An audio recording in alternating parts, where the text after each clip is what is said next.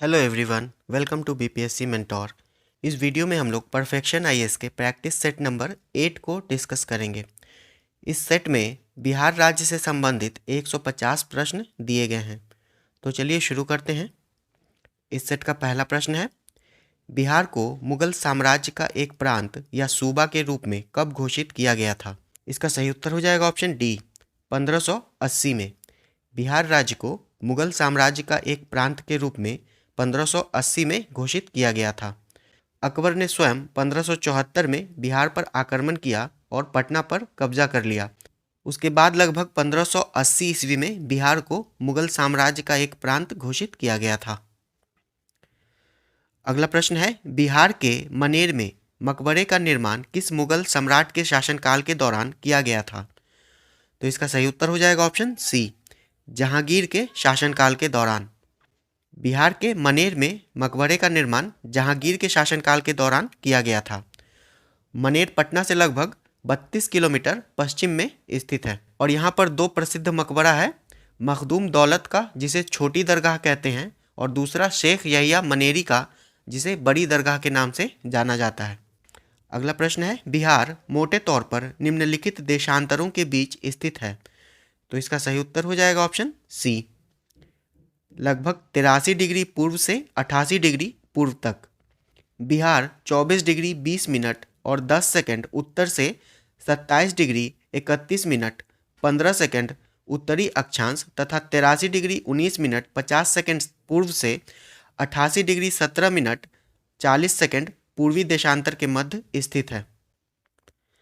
अगला प्रश्न है, बिहार के किस जिले की सबसे लंबी सीमा नेपाल से लगती है?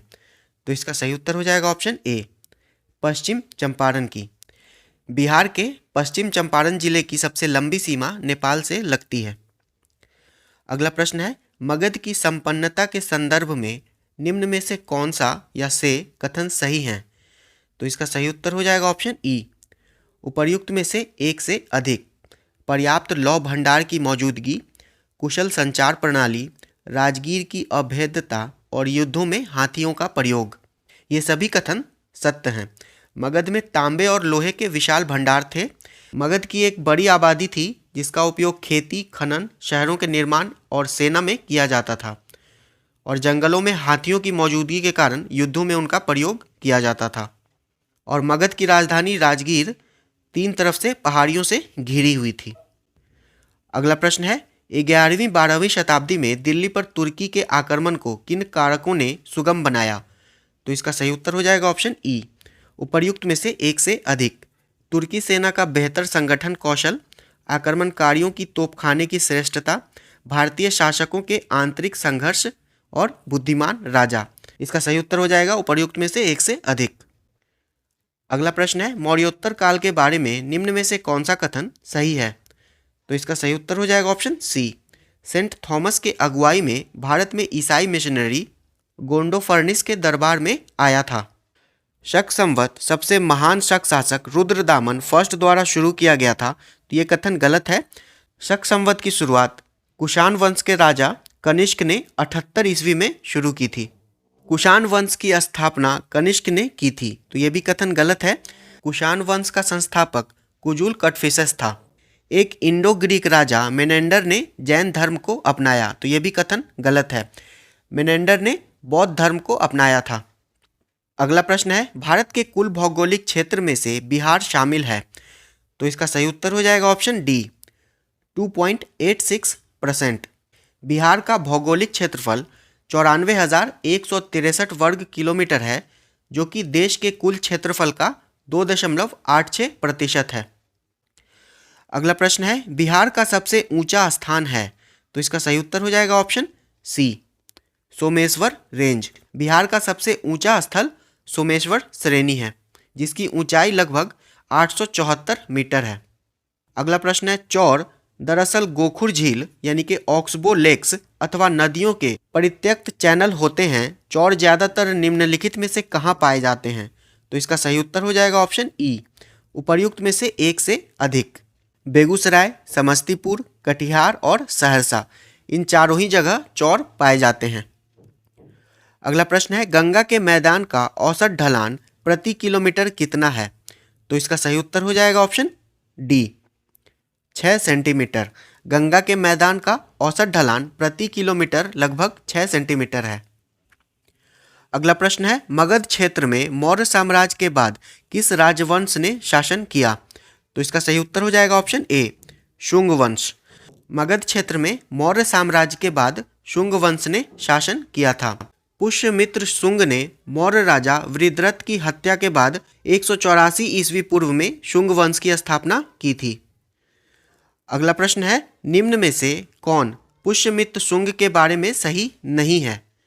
तो इसका सही उत्तर हो जाएगा ऑप्शन डी वह क्षत्रिय थे। पुष्यमित्र शुंग को भरद्वाज वंश का ब्राह्मण माना जाता है। उसने शुंग वंश की स्थापना की थी, ये सही है। उसने यूनानियों को 2 बार खदेड़ दिया, ये भी कथन सही है। उन्होंने मौर्य राजा वृत्रथ की हत्या कर दी, तो ये भी कथन सही है। अगला प्रश्न है, विदर्भ युद्ध किसके शासनकाल में हुआ था? तो इसका सही उत्तर है ऑप्शन ए पुष्यमित्र के। विदर्भ युद्ध लगभग 184 ईस्वी पूर्व में हुआ था और उस समय पुष्यमित्र शासक था। अगला प्रश्न है, बिहार में रेल सेवा किस वर्ष शुरू की गई थी? तो इसका सही उत्तर हो जाएगा ऑप्शन बी 1860 से 1862 के मध्य। बिहार में वर्ष 1860 से 62 में हावड़ा से मुगलसराय, जो कि साहेबगंज, भागलपुर, पटना और बक्सर से होकर जाती है, को जोड़ने के लिए रेल सेवा शुरू की गई थी। अगला प्रश्न है, पुष्यमित्र शुंग का परिवार मौर्य के किस क्षेत्र का राज प्रतिनिधि था? तो इसका सही उत्तर हो जाएगा ऑप्शन ए विदिशा। शुंगों के पास उज्जैन में विदिशा का राज प्रतिनिधि था। लगभग 185 ईसा पूर्व मौर्य सेना के सेनापति पुष्यमित्र शुंग ने अंतिम मौर्य सम्राट वृत्रथ की हत्या कर दी थी और विशाल साम्राज्य पर नियंत्रण कर लिया था। अगला प्रश्न है, कण्व वंश का शासनकाल क्या था? तो इसका सही उत्तर हो जाएगा ऑप्शन बी 72 से 27 ईसा पूर्व। 72 से 27 ईसा पूर्व में कण्व वंश ने मगध क्षेत्र और उसके आसपास लगभग 45 वर्षों तक शासन किया था। अगला प्रश्न है, निम्न में से किसने कण्व वंश की स्थापना की? इसका सही उत्तर हो जाएगा ऑप्शन ए वासुदेव अथवा वसुमित्र ने। कण्व वंश की स्थापना वासुदेव या वसुमित्र ने की थी। अगला प्रश्न है, निम्नलिखित में से कौन चेदी वंश के बारे में सत्य है? तो इसका सही उत्तर हो जाएगा ऑप्शन सी हाथी गुम्फा शिलालेख प्राकृत भाषा और ब्राह्मी लिपि में लिखा गया था। खारवेल ने इस राजवंश की स्थापना की, ये कथन गलत है। चेदी वंश की स्थापना महामेघ वर्मन ने की थी। इसकी राजधानी पैठान थी, तो इसकी राजधानी पैठान नहीं कलिंग नगर थी। महामेघ वर्मन चेदी वंश का अंतिम राजा था, तो ये भी कथन गलत है क्योंकि ये चेदी वंश का संस्थापक था और खारवेल चेदी वंश का सबसे महत्वपूर्ण राजा था। अगला प्रश्न है, राजपुर नहर परियोजना का हिस्सा है? तो इसका सही उत्तर हो जाएगा ऑप्शन डी पूर्वी कोसी नहर। पूर्वी कोसी नहर राजपुर नहर परियोजना का हिस्सा है। अगला प्रश्न है, निम्नलिखित में से कौन सा या कौन से युग्म सही नहीं है? इसका सही उत्तर हो जाएगा ऑप्शन सी गिरनार यूनानी। गिरनार शिलालेख यूनानी नहीं ब्राह्मी लिपि में लिखा गया था, बाकी सभी सही सुमेलित हैं। अगला प्रश्न है, निम्नलिखित में से कौन सा या कौन से कथन सत्य हैं? तो इसका सही उत्तर हो जाएगा ऑप्शन ए जूनागढ़ शिलालेख में काठियावाड़ क्षेत्र में झील निर्माण का उल्लेख है, ये कथन सही है। नागार्जुन शिलालेख में उल्लेख है कि अशोक ने आजीवकों को दान दिया था, ये कथन गलत है। नागार्जुन शिलालेख में अशोक का नहीं उसके पौत्र दशरथ के नाम का उल्लेख मिलता है। रुमनदेई स्तंभ लेख अशोक ने बुद्ध की मृत्यु के स्थान का दौरा किया था, तो ये भी कथन गलत है। रुमनदेई स्तंभ लेख से ज्ञात होता है कि अशोक ने बुद्ध के जन्म के स्थान का दौरा किया था और अशोक ने अपने राज्याभिषेक के 20वें वर्ष लुम्बिनी का दौरा किया था। बराबर की पहाड़ियाँ दशरथ द्वारा आजीवकों को दी गई थीं, तो ये भी कथन गलत है। बराबर की पहाड़ियाँ अशोक के द्वारा आजीवकों को दी गई थीं। अगला प्रश्न है, बिंदुसार का धार्मिक झुकाव अधिक बताया गया है? तो इसका सही उत्तर हो जाएगा ऑप्शन ए आजीवकों की ओर।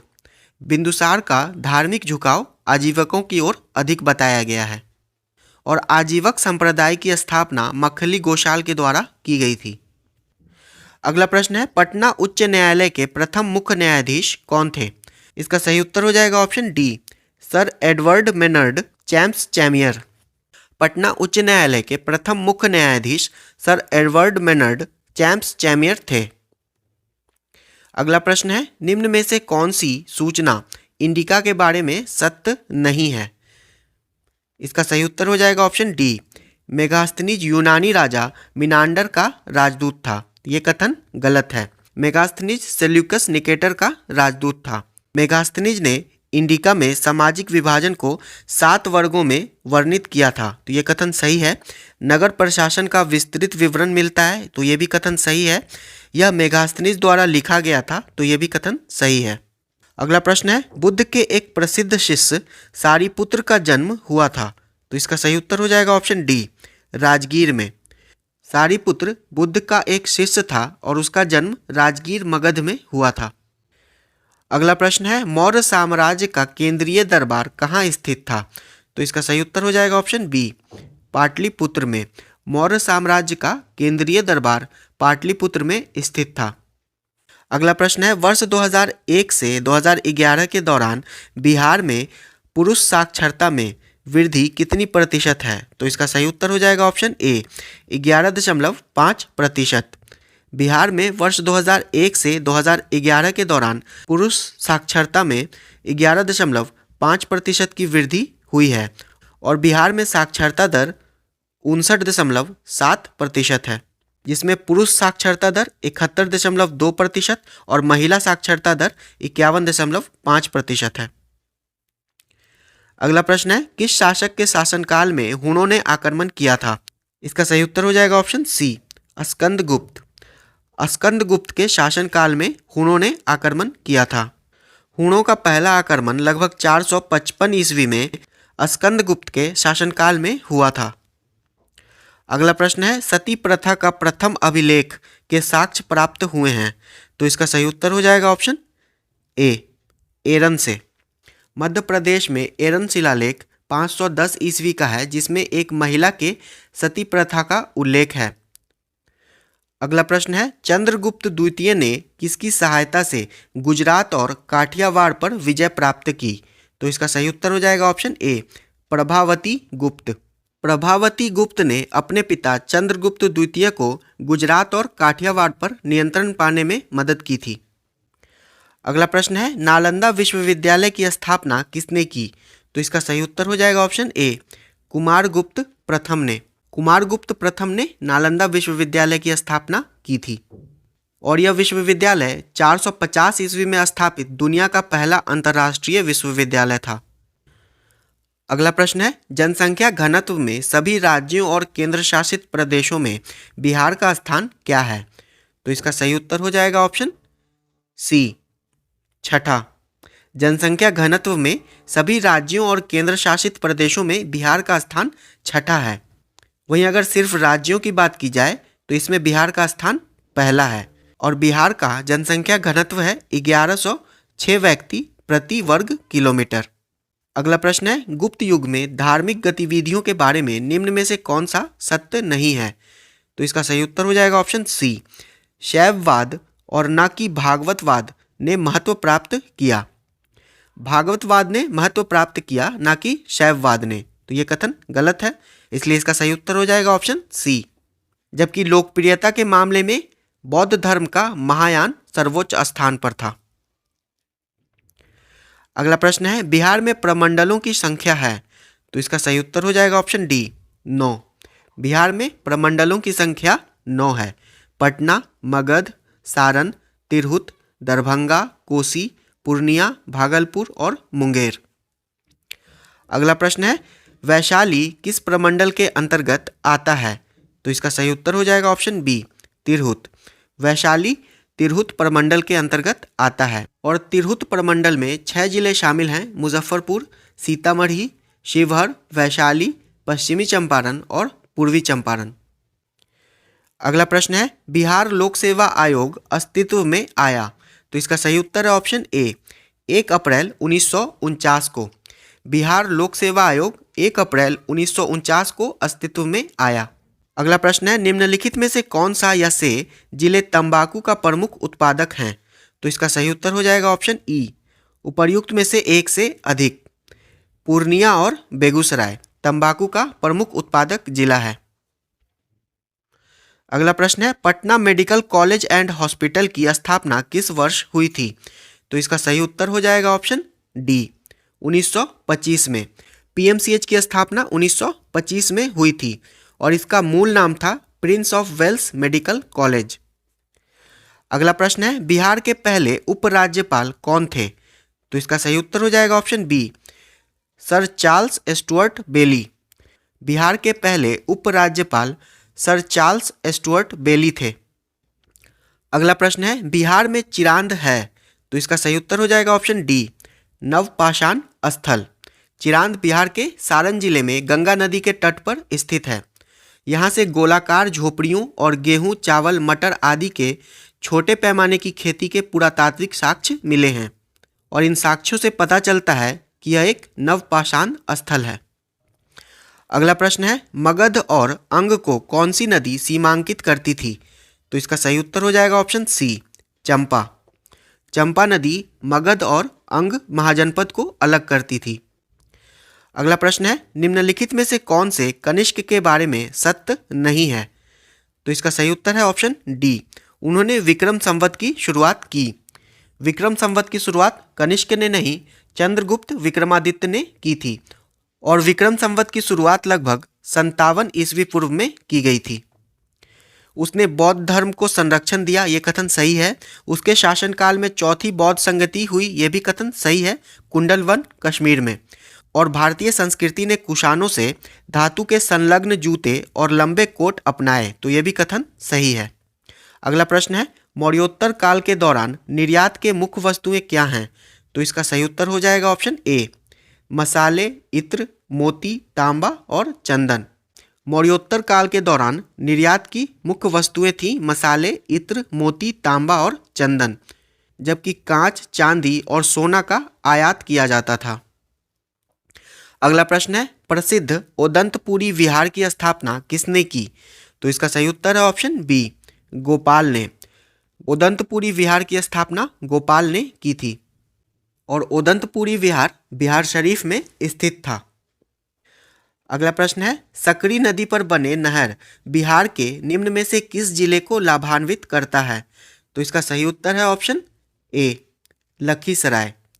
सकरी नदी पर नहर बिहार के लखीसराय, मुंगेर, गया और पटना जिले को लाभान्वित करता है। अगला प्रश्न है, मुंगेर ताम्रपत्र शिलालेख किस पाल राजा से संबंधित है? तो इसका सही उत्तर है ऑप्शन ए, देवपाल से। मुंगेर ताम्रपत्र शिलालेख देवपाल से संबंधित है। अगला प्रश्न है, बख्तियार खिलजी के शासनकाल के दौरान सेन राजवंश का शासक कौन था? तो इसका सही उत्तर है ऑप्शन डी, लक्ष्मण सेन। बख्तियार खिलजी के शासनकाल के दौरान सेन राजवंश का शासक लक्ष्मण सेन था। मिन्हाजुस सिराज कृत तबकाते नासरी में बख्तियार खिलजी के आक्रमण का विस्तृत विवरण दिया गया है। अगला प्रश्न है, किस पाल राजा ने सुवर्ण द्वीप के राजा बालपुत्र देव के साथ मैत्रीपूर्ण संबंध स्थापित किए? इसका सही उत्तर है ऑप्शन सी, देवपाल ने। अगला प्रश्न है, बिहार में पहला दूरदर्शन केंद्र कहाँ स्थापित किया गया था? तो इसका सही उत्तर है ऑप्शन बी, मुजफ्फरपुर में। बिहार में पहला दूरदर्शन प्रसारण केंद्र मुजफ्फरपुर में स्थापित किया गया था। अगला प्रश्न है, आजीवक थे? तो इसका सही उत्तर है ऑप्शन ए, बुद्ध के समकालीन मत। आजीवक बुद्ध के समकालीन मत था और आजीवक संप्रदाय की स्थापना मखली गोशाल के द्वारा की गई थी। अगला प्रश्न है, मगध का अंतिम नंद शासक जिसे चाणक्य की सहायता से चंद्रगुप्त मौर्य ने उखाड़ फेंका था? तो इसका सही उत्तर हो जाएगा ऑप्शन बी, धनानंद। अगला प्रश्न है, मगध का अंतिम महान शासक वंश था? तो इसका सही उत्तर है ऑप्शन डी, गुप्त। मगध का अंतिम महान शासक वंश गुप्त वंश था और इसकी स्थापना श्रीगुप्त ने की थी। अगला प्रश्न है, निम्न में से कौन सा शासक मगध के उत्थान के लिए उत्तरदायी था? तो इसका सही उत्तर है ऑप्शन सी, बिंबिसार। हर्यक वंश का शासक बिंबिसार मगध के उत्थान के लिए उत्तरदायी था। अगला प्रश्न है, बिहार पंचायती राज अधिनियम 2006 के अनुसार 2 ग्राम सभा बैठकों के बीच की अधिकतम अवधि कितनी हो सकती है? तो इसका सही उत्तर है ऑप्शन सी, 3 महीना। 2 ग्राम सभा बैठकों के बीच की अधिकतम अवधि 3 महीने की हो सकती है। अगला प्रश्न है, दरभंगा और गया में नगर सुधार न्यास की स्थापना कब हुई? तो इसका सही उत्तर है ऑप्शन बी, 1984 में। क्षेत्र विकास प्राधिकरण यानी कि शहर सुधार न्यास 1984 में गया और दरभंगा में तथा 1967 में पटना में और मुजफ्फरपुर में 1975 में स्थापित किया गया था। अगला प्रश्न है, भारत में लोहे के प्रयोग के सबसे प्राचीन प्रमाण मिले हैं? तो इसका सही उत्तर है ऑप्शन बी, अतरंजी खेड़ा से। भारत में लोहे के प्रयोग के सबसे प्राचीन प्रमाण अतरंजी खेड़ा से मिले हैं और इस स्थल की पहचान पहली बार 1862 में सर अलेक्जेंडर कनिंघम के द्वारा की गई थी। अगला प्रश्न है, बुद्ध ने अपने जीवन के अंतिम वर्षा काल में कहाँ निवास किया था? तो इसका सही उत्तर है ऑप्शन बी, वैशाली में। बुद्ध ने अपने जीवन के अंतिम वर्षा काल में वैशाली में निवास किया था। अगला प्रश्न है, सप्तपर्णी गुफा स्थित है? तो इसका सही उत्तर हो जाएगा ऑप्शन सी, राजगृह में। सप्तपर्णी गुफा बिहार के राजगीर में स्थित है और सप्तपर्णी गुफा में बुद्ध की मृत्यु के बाद पहली बौद्ध परिषद आयोजित की गई थी। अगला प्रश्न है, निम्न में से कौन मगध साम्राज्य की राजधानी नहीं थी? तो इसका सही उत्तर है ऑप्शन डी, कौशाम्बी। प्राचीन काल में गिरिव्रज, राजगृह और पाटलिपुत्र मगध साम्राज्य की राजधानी थी, जबकि कौशाम्बी पर वत्स राज्य का शासन था। अगला प्रश्न है, मगध के किस प्रारंभिक शासक ने सिंहासन के लिए अपने पिता को मार डाला और उसी कारण के लिए अपने ही पुत्र द्वारा भी मारा गया? तो इसका सही उत्तर है ऑप्शन बी, अजात शत्रु। अजात शत्रु ने सिंहासन के लिए अपने पिता बिंबिसार को मार डाला था और उसके पुत्र उदयन ने सिंहासन के लिए ही अजात शत्रु की भी हत्या कर दी थी। अगला प्रश्न है, मुचिलिंडा झील कहाँ स्थित है? तो इसका सही उत्तर है ऑप्शन बी, गया में। मुचलिंडा झील बिहार के गया में स्थित है और ऐसा माना जाता है कि मुचलिंडा ने भगवान बुद्ध को उनके ध्यान को भंग करने के लिए राक्षसों द्वारा भेजे गए गड़गड़ाहट और बारिश के विरुद्ध संरक्षण दिया था। अगला प्रश्न है, मौर्य प्रशासन में पंकोडका सन्निरोधे दंड था जो आरोपित किया जाता था? तो इसका सही उत्तर है ऑप्शन ई, उपर्युक्त में से एक से अधिक। मौर्य प्रशासन में सड़कों पर गंदगी फेंकने या कीचड़ और पानी इकट्ठा करने के लिए पंकोडका सन्निरोधे दंड दिया जाता था। अगला प्रश्न है, कुषाण राजा कनिष्क का राज्याभिषेक किस वर्ष हुआ था? तो इसका सही उत्तर है ऑप्शन डी, 78 ईस्वी में। कुषाण राजा कनिष्क का राज्याभिषेक 78 ईस्वी में हुआ था। अगला प्रश्न है, कर्नाट वंश ने बिहार के किस हिस्से पर शासन किया? तो इसका सही उत्तर हो जाएगा ऑप्शन ए, मिथिला पर। कर्नाट वंश 1097 ईस्वी में स्थापित एक मैथिल वंश था जिसने मिथिला पर शासन किया था और इसकी 2 राजधानियां थीं, सिमरौनगढ़ और दरभंगा। सिमरौनगढ़ वर्तमान नेपाल में स्थित है। अगला प्रश्न है, निम्न में से कौन बौद्ध धर्म से संबंधित नहीं है? तो इसका सही उत्तर हो जाएगा ऑप्शन बी, लोमस ऋषि गुफाएं। लोमस ऋषि गुफा का संबंध आजीवक संप्रदाय से है। अगला प्रश्न है, निम्नलिखित में से कौन मौर्य साम्राज्य के 5 प्रमुख राजनीतिक केंद्रों में से एक है? इसका सही उत्तर हो जाएगा ऑप्शन डी, उज्जैनी। मौर्य साम्राज्य के 5 प्रमुख राजनीतिक केंद्र थे, राजधानी पाटलिपुत्र, तक्षशिला, उज्जैनी, तोसली और सुवर्णगिरी, और इन सभी का उल्लेख अशोक के शिलालेखों में मिलता है। अगला प्रश्न है, निम्न में से कौन अशोक के काल में गुप्तचर नेटवर्क का हिस्सा है? तो इसका सही उत्तर हो जाएगा ऑप्शन ई, उपर्युक्त में से एक से अधिक। महामात्य पसरपा, गुड़ पुरुष, संस्थान और संचारा, ये सभी गुप्तचर नेटवर्क का हिस्सा है। गुड़ पुरुष गुप्त एजेंट होता था, संस्थान स्थिर गुप्त एजेंट, संचारा भ्रमण करने वाले गुप्त एजेंट और महामात्य पसरपा जासूसी विभाग के प्रमुख होते थे। अगला प्रश्न है, अनुसूचित जाति की सबसे कम जनसंख्या बिहार के किस जिले में पाई जाती है? तो इसका सही उत्तर हो जाएगा ऑप्शन सी, शिवहर में। बिहार में अनुसूचित जाति की सबसे कम आबादी शिवहर में है और बिहार में अनुसूचित जाति की सर्वाधिक संख्या गया में है। अगला प्रश्न है, दरभंगा महाराज के खिलाफ किसान आंदोलन का नेतृत्व किसने किया था? तो इसका सही उत्तर हो जाएगा ऑप्शन बी, स्वामी विद्यानंद ने। दरभंगा महाराज के खिलाफ किसान आंदोलन का नेतृत्व स्वामी विद्यानंद ने किया था। अगला प्रश्न है, विक्रमशिला गंगेटिक डॉल्फिन अभयारण्य किस जिले में स्थित है? तो इसका सही उत्तर हो जाएगा option A, Bhagalpur. Vikramshila Gangetic dolphin अभयारण्य भागलपुर जिले में स्थित है। अगला प्रश्न है, दिल्ली सल्तनत का प्रथम शासक जिसने बिहार पर आक्रमण किया, इसका सही उत्तर हो जाएगा ऑप्शन डी, इल्तुतमिश। दिल्ली सल्तनत का प्रथम शासक इल्तुतमिश था जिसने बिहार पर आक्रमण किया था और इसने मलिक जानी को गवर्नर नियुक्त किया था। अगला प्रश्न है, बिहार का दौरा करने वाला पहला ब्रिटिश यात्री था? तो इसका सही उत्तर है option D, Ralph Fitch. Bihar का दौरा करने वाला पहला ब्रिटिश यात्री रॉल्फ फिच था और यह अकबर के शासनकाल में आया था और उसने पटना में बंगाल के कई धनी व्यापारियों से मुलाकात की थी। अगला प्रश्न है, अथर्ववेद में पहली बार अंग का उल्लेख मिलता है। अंग की पहचान वर्तमान के किस जिले से की जाती है? तो इसका सही उत्तर हो जाएगा ऑप्शन ई, उपर्युक्त में से एक से अधिक, भागलपुर और मुंगेर। अंग महाजनपद की पहचान बिहार के भागलपुर और मुंगेर जिले से की जाती है। अगला प्रश्न है, बिहार राज्य दुग्ध सहकारी संघ की स्थापना किस वर्ष हुई थी? तो इसका सही उत्तर है ऑप्शन डी, 1983। बिहार राज्य दुग्ध सहकारी संघ की स्थापना 1983 में हुई थी। अगला प्रश्न है, बिहार में मानव की प्रथम उपस्थिति के प्रमाण मिले हैं। तो इसका सही उत्तर ऑप्शन ए, मुंगेर में। बिहार में मानव के प्रथम मौजूदगी के प्रमाण मुंगेर और नालंदा के पुरातात्विक स्थलों से मिले हैं। अगला प्रश्न है, 2011 की जनगणना के अनुसार बिहार की जनसंख्या की दशकीय वृद्धि दर कितनी है?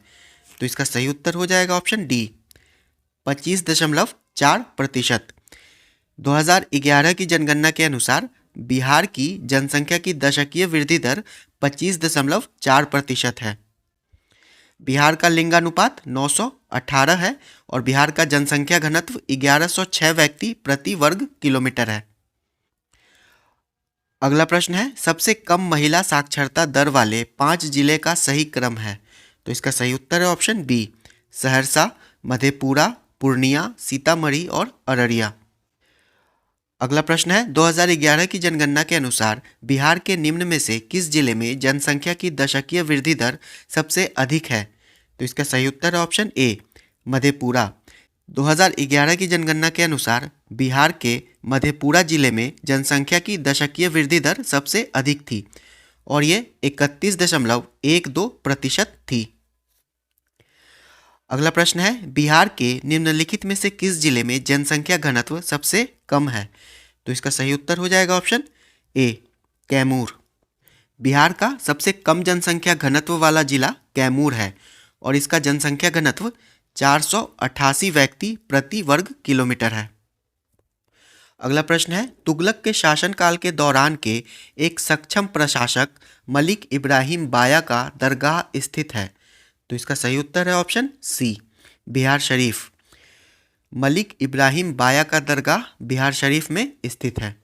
मलिक इब्राहिम बाया मोहम्मद बिन तुगलक के अधीन एक जनरल के रूप में कार्य करता था और इसने कई लड़ाइयाँ लड़ी थीं। अगला प्रश्न है, बिहार में चीनी मिट्टी कहाँ पाई जाती है? तो इसका सही उत्तर है ऑप्शन ई, उपर्युक्त में से एक से अधिक। बिहार में चीनी मिट्टी मुंगेर और भागलपुर में पाई जाती है। अगला प्रश्न है, 14वीं शताब्दी में फिरोज शाह तुगलक ने किस वंश का शासन स्थापित करने में मदद की? तो इसका सही उत्तर है ऑप्शन बी, ओइनवारा वंश। फिरोज शाह तुगलक ने ओइनवारा वंश का शासन स्थापित करने में मदद की थी। अगला प्रश्न है, बिहार में निम्न में से कौन सा महाजनपद 8 शासक कुलों का संघ था? तो इसका सही उत्तर है ऑप्शन ए, वज्जी संघ। वज्जी संघ 8 शासक कुलों का संघ था। अगला प्रश्न है, पटना के प्रथम अंग्रेज मजिस्ट्रेट थे। इसका सही उत्तर है option B, Charles Francis Grand. Patna के प्रथम अंग्रेज मजिस्ट्रेट चार्ल्स फ्रांसिस ग्रैंड थे। अगला प्रश्न है, मौर्य काल से संबंधित प्रसिद्ध यक्षिनी की मूर्ति कहाँ से प्राप्त की गई है। इसका सही उत्तर है ऑप्शन ए, दीदारगंज पटना से। यक्षिनी की मूर्ति दीदारगंज पटना से प्राप्त की गई है। अगला प्रश्न है, अशोक के किस शिलालेख में उपहार और धम्म अनुदान के बीच अंतर का वर्णन किया गया है। इसका सही उत्तर है ऑप्शन सी, 9वां शिलालेख। 9वें शिलालेख में अशोक ने धम्म अनुदान और उपहार के बीच के अंतर को समझाया है। यह प्रमुख शिलालेखों में से एक है। यह शिलालेख लोकप्रिय समारोहों की निंदा करता है और इसमें नैतिक आचरण पर जोर दिया गया है। अगला प्रश्न है, कैमूर का पठार किसका भाग है। तो इसका सही उत्तर है ऑप्शन बी, विंध्यन क्षेत्र। कैमूर की पहाड़ियाँ, जिसे कैमूर रेंज भी कहा जाता है, विंध्य रेंज का पूर्वी भाग है। अगला प्रश्न है, फाहियान पाटलिपुत्र में कितने वर्ष रहा। इसका सही उत्तर है ऑप्शन सी, 3 वर्ष। फाहियान एक चीनी यात्री था जो कि चंद्रगुप्त द्वितीय के शासनकाल के दौरान भारत आया था और वे पाटलिपुत्र में 3 वर्ष तक रहा। अगला प्रश्न है, 1556-57 में मुगल बादशाह अकबर ने विद्वता के कारण किसे मिथिला क्षेत्र पुरस्कार के रूप में दिया। इसका सही उत्तर है ऑप्शन सी, महेश ठाकुर को। अगला प्रश्न है, 2001 एवं 2011 की जनगणना के आधार पर बिहार में महिलाओं में साक्षरता की वृद्धि। इसका सही उत्तर है ऑप्शन ए, 18.4% है। 2011 की जनगणना के अनुसार महिलाओं की साक्षरता में 18.4% की वृद्धि हुई है। अगला प्रश्न है, पीटर मुंडी किस मुगल सम्राट के शासनकाल में बिहार आया था। इसका सही उत्तर है ऑप्शन सी, शाहजहां। शाहजहां के शासनकाल में पीटर मुंडी बिहार आया था और वह एक ब्रिटिश व्यापारी था। अगला प्रश्न है, वर्ण रत्नाकर को किस भाषा की प्रथम रचना माना जाता है। इसका सही उत्तर है ऑप्शन बी, मैथिली। वर्ण रत्नाकर को मैथिली की पहली रचना माना जाता है और इसकी रचना ज्योतिरीश्वर ठाकुर ने की थी और विद्यापति मैथिली भाषा के सबसे प्रसिद्ध कवि थे। अगला प्रश्न है, निम्न युग्मों को सही सुमेलित कीजिए। सीमेंट उद्योग, ये हो जाएगा डालमिया नगर। सिगरेट उद्योग, ये हो जाएगा दिलावरपुर। प्लाईवुड हाजीपुर और जूट उद्योग पूर्णिया। इसका सही उत्तर हो जाएगा ऑप्शन बी, 1, 2, 3, 4।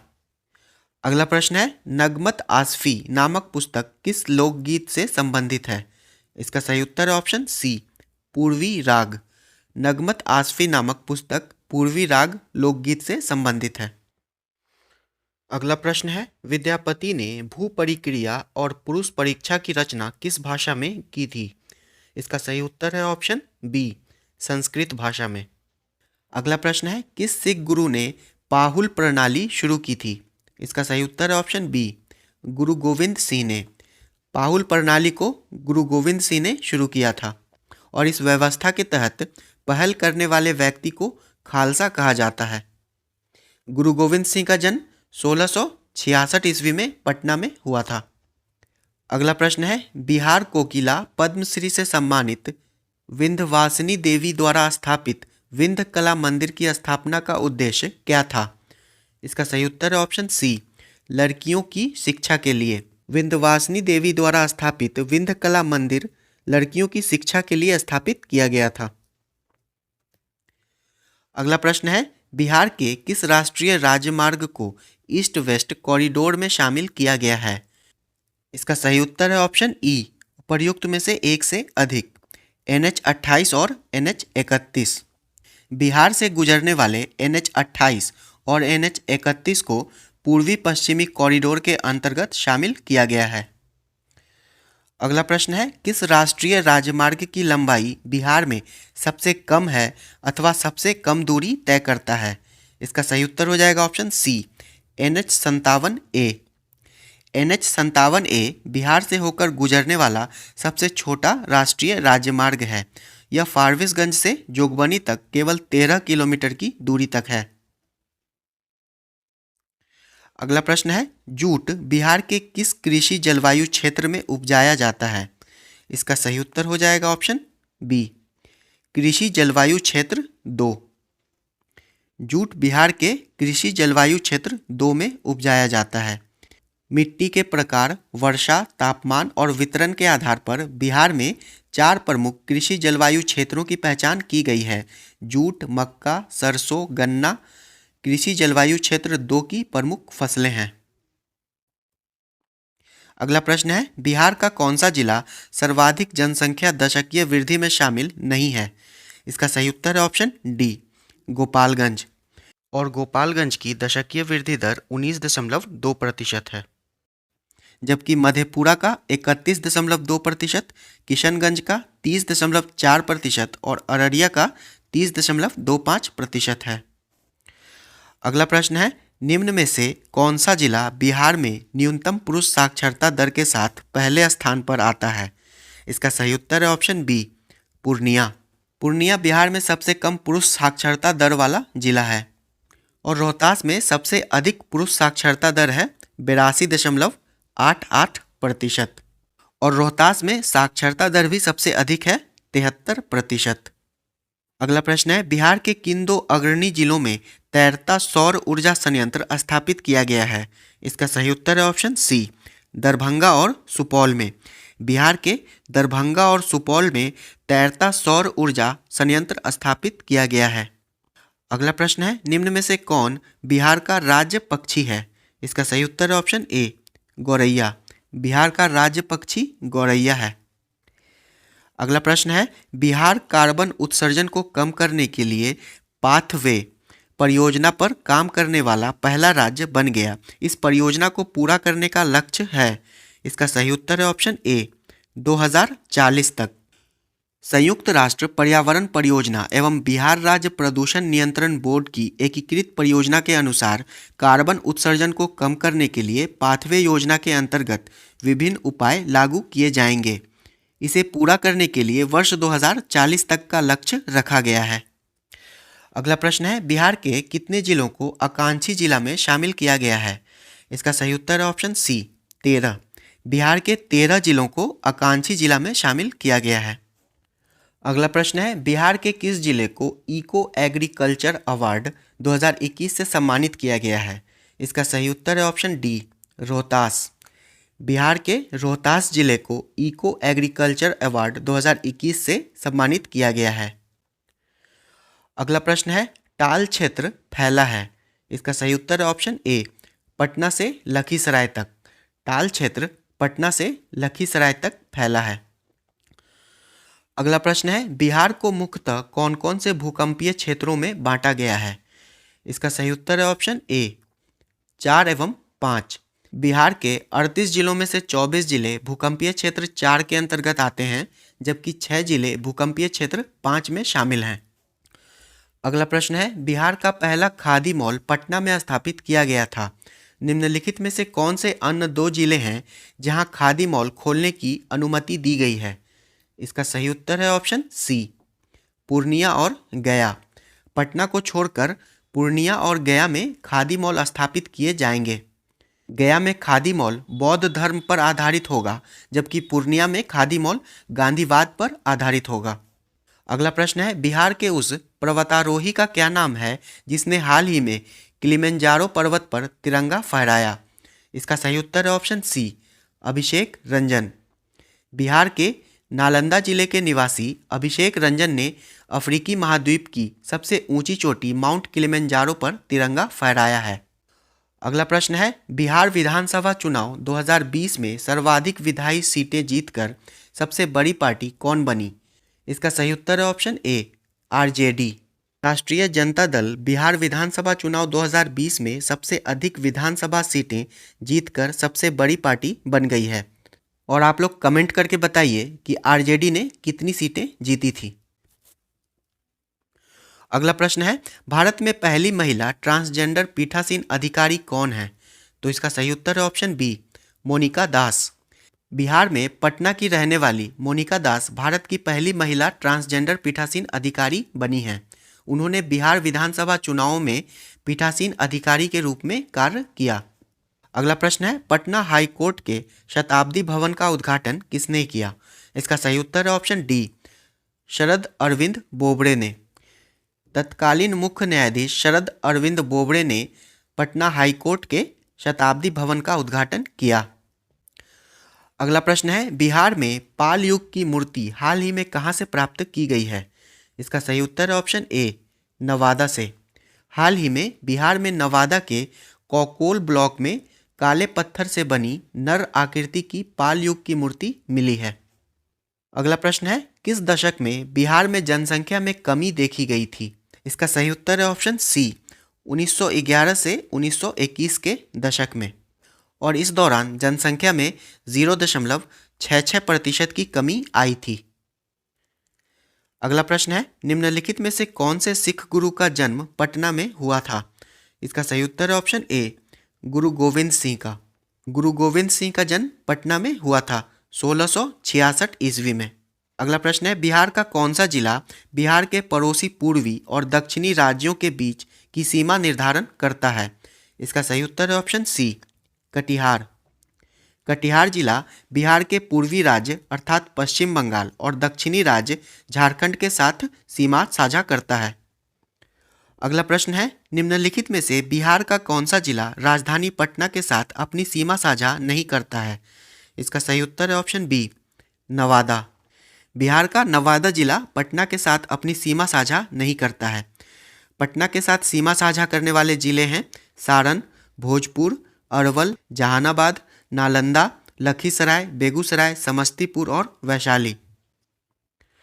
अगला प्रश्न है, निम्नलिखित में से बिहार का कौन सा प्रमंडल जिलों की संख्या के आधार पर बाकी से भिन्न है? इसका सही उत्तर है ऑप्शन डी, पूर्णिया प्रमंडल। पूर्णिया प्रमंडल में 4 जिले हैं, जबकि सारण, दरभंगा और कोसी प्रमंडल में 3 जिले हैं। अगला प्रश्न है, झारखंड में प्रवेश करने के दौरान गंगा नदी बिहार के किस जिले के साथ साथ झारखंड के साहेबगंज के साथ सीमा बनाती है? इसका सही उत्तर है ऑप्शन ए, कटिहार। गंगा नदी बिहार के कटिहार और साहेबगंज के बीच सीमा बनाती हुई पश्चिम बंगाल में प्रवेश करती है। अगला प्रश्न है, गंगा से मिलने से पहले बूढ़ी गंडक किस जिले से होकर नहीं बहती? इसका सही उत्तर है ऑप्शन डी, भागलपुर। बूढ़ी गंडक सोमेश्वर की पहाड़ी से निकलती है और पश्चिमी चंपारण, पूर्वी चंपारण, मुजफ्फरपुर, दरभंगा, समस्तीपुर जिले से बहती हुई अंत में खगड़िया जिले में गंगा नदी से मिल जाती है। अगला प्रश्न है, निम्न में से कौन सी नदी बिहार और उत्तर प्रदेश के बीच सीमा निर्धारण करती है? इसका सही उत्तर है ऑप्शन ई, उपर्युक्त में से एक से अधिक। बिहार में प्रवेश करने के क्रम में गंगा नदी, सरयू नदी और गंडक नदी बिहार और उत्तर प्रदेश के बीच सीमा निर्धारित करती है। अगला प्रश्न है, विदेशी यात्री सुलेमान की यात्रा वृत्तांत में किस पाल शासक का वर्णन किया गया है? इसका सही उत्तर है ऑप्शन सी, देवपाल। विदेशी यात्री सुलेमान की यात्रा वृत्तांत पाल शासक देवपाल की कहानी बताता है। देवपाल बौद्ध धर्म का अनुयायी था और उन्होंने नालंदा में बौद्ध विहार के बेहतर रखरखाव के लिए 5 गांवों को अनुदान के रूप में देने की पेशकश की थी। अगला प्रश्न है, पाल वंश के दूसरे संस्थापक के रूप में किस पाल शासक को जाना जाता है? इसका सही उत्तर है ऑप्शन डी, महिपाल प्रथम।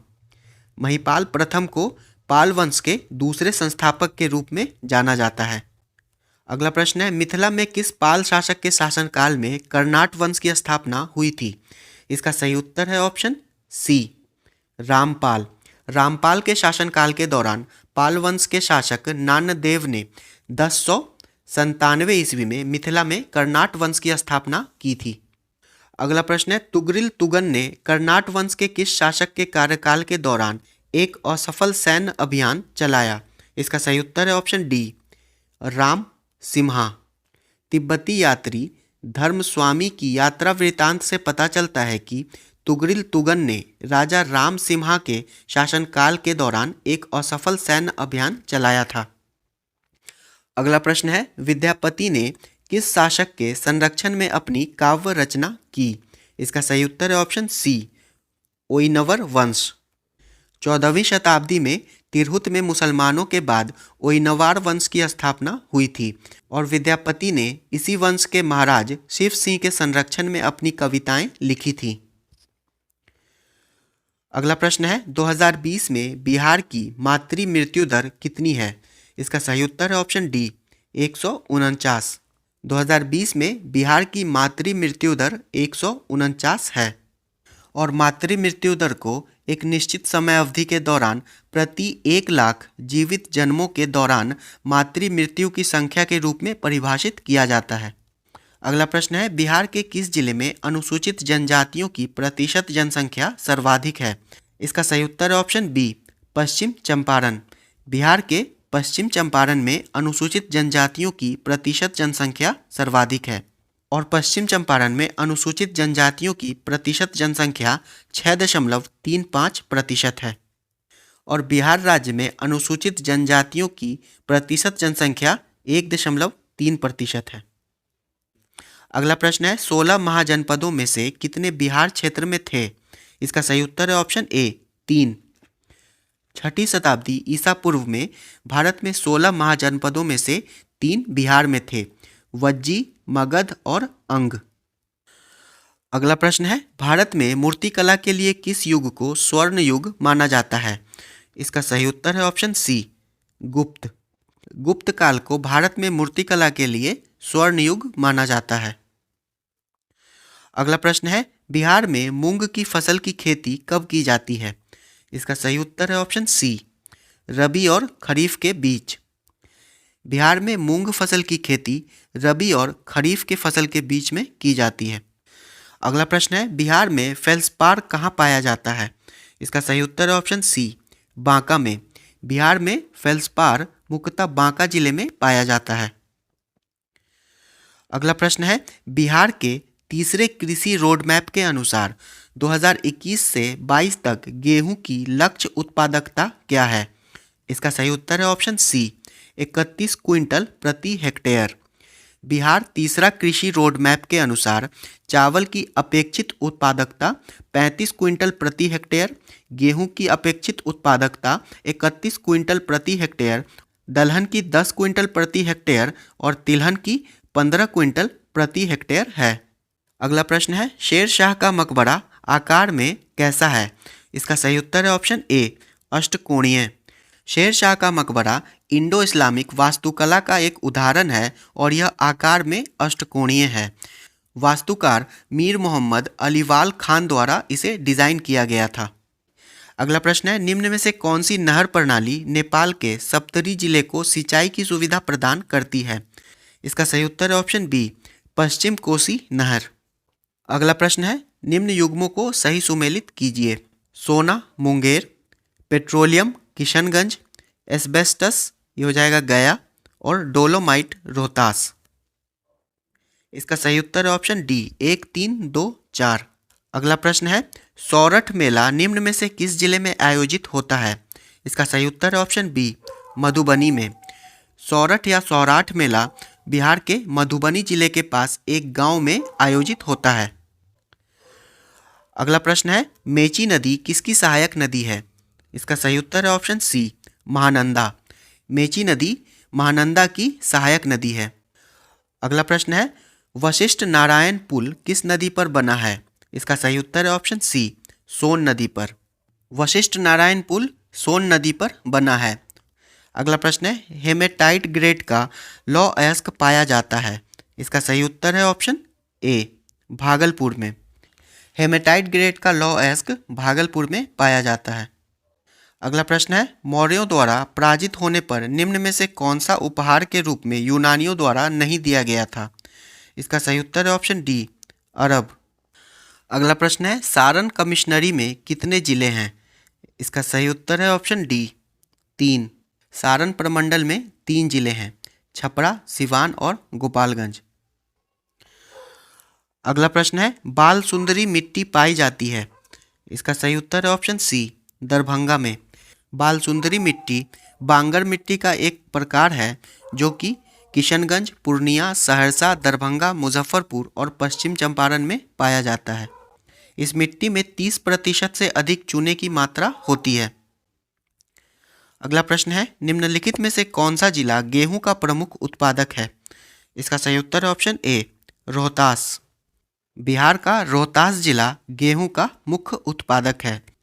और बिहार के गेहूं उत्पादक शीर्ष 3 जिले हैं रोहतास, मुजफ्फरपुर और सीतामढ़ी। अगला प्रश्न है, मुजफ्फरपुर किस नदी के किनारे स्थित है? इसका सही उत्तर है ऑप्शन सी, बूढ़ी गंडक। मुजफ्फरपुर बूढ़ी गंडक नदी के किनारे स्थित है और बूढ़ी गंडक नदी हिमालय के सोमेश्वर पहाड़ियों से निकलती है। अगला प्रश्न है, ऋग्वेद में बिहार के लिए निम्न में से किस शब्द का प्रयोग किया गया है? इसका सही उत्तर है ऑप्शन बी, कीकट। ऋग्वेद में बिहार के लिए कीकट शब्द का प्रयोग किया गया है। अगला प्रश्न है, लोमेश ऋषि गुफा स्थित है? इस प्रश्न का उत्तर आप लोग कमेंट करके बताइए। अगर वीडियो पसंद आया हो तो प्लीज़ इसे लाइक कर दीजिएगा और अब तक हमारे चैनल को सब्सक्राइब नहीं किया है तो प्लीज़ इसे सब्सक्राइब कर लें, क्योंकि आने वाले समय में बहुत सारे सेट अपलोड किए जाएंगे जो कि बीपीएससी 67वीं और सीडीपीओ के लिए बहुत उपयोगी होंगे। धन्यवाद।